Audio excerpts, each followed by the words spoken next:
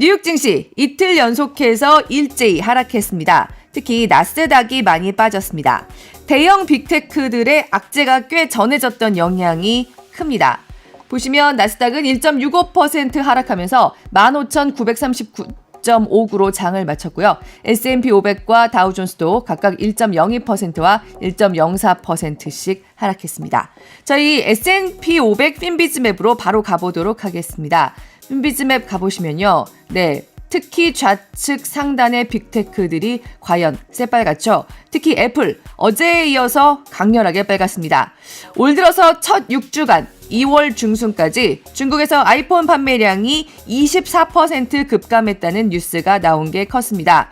애플의 중국 스마트폰 시장 점유율은 이로써 4위로 내려앉았습니다. 15.7%에 그친다는 겁니다. 반면에 화웨이의 판매량이 올 들어서만 64%나 커지면서 점유율 2위 자리를 되찾았습니다. 중국 내의 애국 소비 풍조가 계속해서 커지고 있다는 신호로도 해석되는 분위기입니다. 애플은 어제 전해드렸던 대로 유럽에서 우리 돈 2조 7천억 원 규모의 막대한 과징금을 부과받기도 했죠. 즉각 일반 법원에 불복 소송을 제기한 상태입니다. 애플에게 그런 막대한 규모의 과징금을 부과한 건 EU 집행이고요. 악재가 이렇게 연이어 애플에 전해지면서 어제에 이어서 애플은 오늘도 2.84% 내렸습니다. 그리고 애플처럼 중국 시장의 급격한 둔화에 어제 7% 넘게 급락했던 테슬라 더욱 새빨갛습니다. 간밤엔 독일 공장 생산 중단 소식이 전해지면서 연 이틀 급락세를 이어갔습니다. 거의 4% 가까이 또 빠졌습니다. 테슬라가 약간 제조업체에도 걸쳐 있다 보니 좌측에서도 한가운데에 있으니까요. 빠지는 날 특히 좀 새빨갛게 눈에 띄는 경향이 있습니다. 테슬라의 독일 공장인 베를린 기가팩토리가 일종의 사보타주로 보이는 공격에 정전됐다는 뉴스가 들어왔습니다. 적어도 다음 주 초까지는 공장을 돌리지 못할 거라고 테슬라 측이 밝혔습니다. 좌익단체 불칸그룹회가 언론사들에게 편지를 보내 자신들이 한 짓이라고 주장했습니다. 이들은 일론 머스크를 테크노파시스트라고 부르면서 이런 머스크 같은 테크노파시스트들을 끊어내는 게 거대 권력에서 해방되는 길이다. 머스크를 무릎 꿇리겠다고 주장했습니다. 이번 정전으로 인한 테슬라의 피해는 수천억 원에 달할 거라는 게 로이터의 추산입니다. 여기다가 오늘 미국은 이른바 슈퍼 화요일, 슈퍼 튜스데이입니다. 미국 여러 주들과 미국령 사모아에서 예비선거 또는 당원대회를 통해서 경선이나 예비선거 또는 당원대회가 개최되는 날입니다. 그리고 이번 선거는 공화당은 트럼프 전 대통령으로 후보 굳히기에 들어가고 있는 거나 마찬가지인데 사실 트럼프 전 대통령이 재임하게 된다면 테슬라엔 악재라는 얘기가 나옵니다. 트럼프가 이른바 인플레이션 감소법 IRA를 줄이는 데 착수하면 전기차 수요가 상당히 큰 폭으로 줄어들 수 있다. 친환경 전기차가 아니라 전통 내연차에게 다시 기회를 줄 거라는 의견이 많이 나옵니다. 이런 가운데 종목판 가보시겠습니다. 종목판 가서 개별 종목들 좀 더 자세히 살펴보면요. 네, 보시는 것처럼 마이크로소프트, 아마존, 메타 모두 1% 넘게 크게 하락했습니다. 지금 구글 제미나이에서 일어난 문제에 좀 묻히고 있지만 메타 AI에서도 비슷한 오류가 나왔다는 미국 매체 악시오스의 보도가 나오기도 했죠. 메타의 생성형 AI 이메이진 역시 흑인 교황을 그리는 것 같은 문제점을 노출했다는 겁니다. 그리고 메타, 미국에서 지금 2시간 동안 대규모 접속 장애가 나타나서 또 화제가 됐습니다. 페이스북, 인스타그램, 스레드 이용자 모두 대규모 장애를 겪어서 신고가 수만 건씩 속출하고 있는 겁니다. 이런 접속 장애는 미국뿐만 아니라 영국, 캐나다, 멕시코에서도 보고되는데요. 사실 날이 날인 만큼 지금 미국이 슈퍼 튜스데이인 만큼 혹시나 정치적 목적의 해킹 같은 특정 사이버 활동에 당한 건 아닌가 미국 당국까지 초긴장하는 사태가 빚어졌습니다. 아직 메타는 이번 장애의 이유에 대해서는 밝히지 않고 있습니다.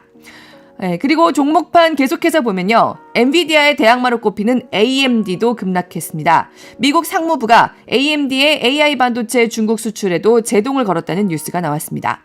AMD는 정부의 반도체 수출 통제 조치에 맞춰서 역시 엔비디아처럼 저사양 반도체를 만들었는데 여기에 대해서 미국 정부의 판매 승인을 받으려고 했지만 해당 제품에 대한 별도의 수출 라이선스가 필요하다면서 상무부가 승인을 막고 있는 걸로 알려졌습니다.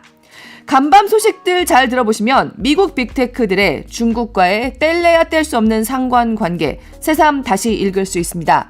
이런 가운데 중국의 양회 개막하면서 어제 전인대 열렸죠. 중국은 예상대로 올해 5% 안팎의 경제 성장률 목표를 제시했습니다. 하지만 이런 목표를 정말 달성하려고 하면 중국에는 대규모 부양책이 필요하다. 역시 별 내용이 없는 전인대였다는 의견이 현재로서는 지배적입니다. 이런 분위기에 유가 가보시면 어제 중국 전인대에 대한 반응 보실 수 있을 겁니다. 네, 하락했습니다. 사실 유가 수요 역시 중국 수요가 결정적입니다. 브렌트유 0.69% 빠지면서 82.83달러, 서부 텍사스산 중진유 0.75% 빠지면서 78.15달러로 장을 마쳤는데요. 대체로 이 같은 간밤의 유가 하락은 중국 전인대에 대한 실망의 분위기를 나타낸다고 해석됩니다. 그리고 금리 가보도록 하겠습니다. 금리 가보면요. 미 국채 2년물과 10년물 금리 역시 모두 하락했습니다. 달러 인덱스도 소폭 하락했습니다. 우리 시간으로 오늘 밤 자정부터 제롬 파월 미 연준 의장이 의회에 출석합니다. 하원과 상원 의회에 잇따라 나가서 반기 통화 정책을 설명할 텐데요. 지금 상황이나 자리의 성격상 폭탄 발언은 나오지 않을 거란 전망이 큽니다. 금리 인하를 서두르지 않겠다는 연말 이후로 유지해온 견지를 유지할 거란 블룸버그의 해석이 나왔습니다. 실적 발표 시즌이 끝나고 어쨌든 이제 다시 관심은 금리 환경에 쏠리고 있습니다. 그리고 제롬 파월 연준 의장을 비롯한 연준 인사들의 말에 그야말로 하루하루 시장이 촉각을 곤두세우고 있는데요. 이달 FOMC, 3월 FOMC는 20일에 열리죠.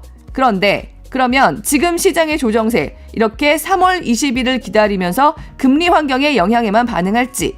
하지만 저희 모닝라이브에서는 오늘 그 전에 3월 18일을 주목하시라고 말씀드리겠습니다. 잠시 후에 장희성 지점장이 왜 그런지 그 근거를 설명해 드립니다. 그리고 비트코인, 금과 함께 결국 역대 최고치를 돌파했습니다.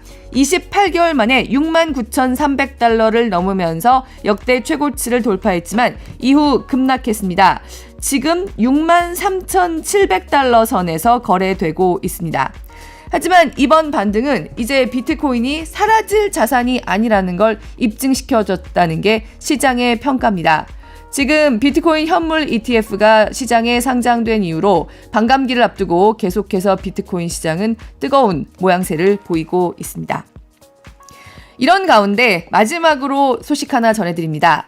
전 세계 코인 투자자들의 원성을 산 가상자산 시장에 대한 신뢰를 크게 갉아먹은 권도영 테라폼레스 대표가 종신형을 살게 될지도 모를 미국으로 보내지 말아달라는 항소를 몬테네그로 법원이 받아들였습니다. 권도영 대표는 한국으로 인도될 가능성도 다시 커졌습니다.